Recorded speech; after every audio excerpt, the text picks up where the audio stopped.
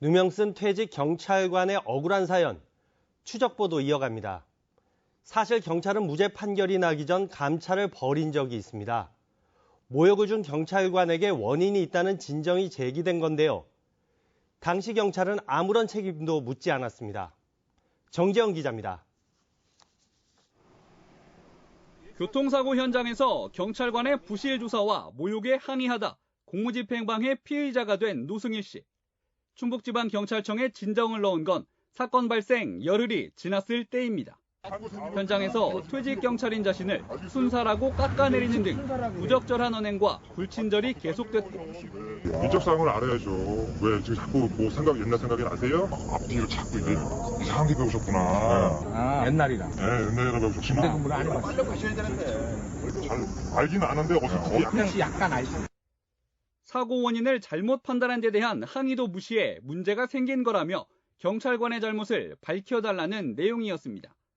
범죄 수사 규칙 등 관계 규정 곳곳에는 이런 행동들을 금지하고 징계하도록 돼 있기 때문입니다.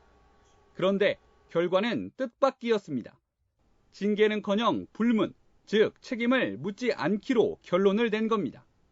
당시 조사를 담당했던 감찰관을 찾아가 해명을 들어봤습니다.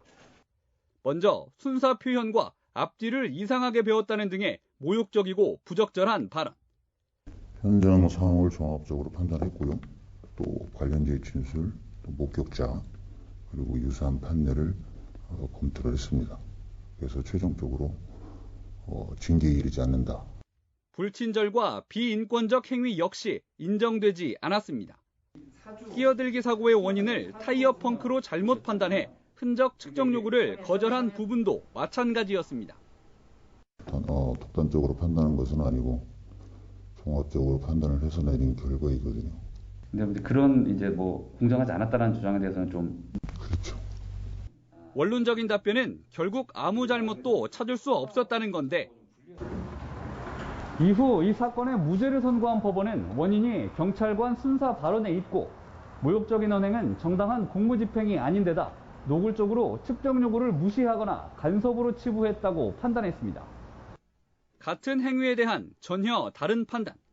여기에 폭행과 무관한 진단서로 상해를 주장하며 금지된 합의 유도를 하고 사적인 내용 증명에 근무지를 표기한 행동강령 위반과 상해 관련 허위 진술, 보복성 민원 등 노 씨의 고소에 따른 수사 외에도 밝혀야 할 의혹이 많지만 경찰의 반응은 미온적입니다. 고소가 돼도 수사적인 상황이니까요. 수사 결과를 보고 그거 향후 조치를 취하도록 하겠습니다.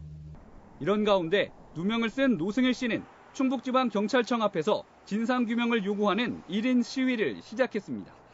MBC 뉴스 정재영입니다.